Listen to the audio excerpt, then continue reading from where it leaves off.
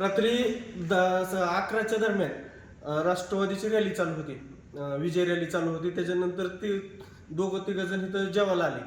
वरी टेबलवर उभा राहून त्यांनी नाचत होते. त्यांना आम्ही विनंती केली की तुम्ही टेबलवर बसून नाचू नका, खाली बसून जेवण करा. मग इथनं ते निघून गेले आणि त्यांनी नंतर 3 गाड्या भरून आणली, लोखंडी रॉड ही करून माझ्या हॉटेलचं पूर्ण तोडफोड करून टाकलंय.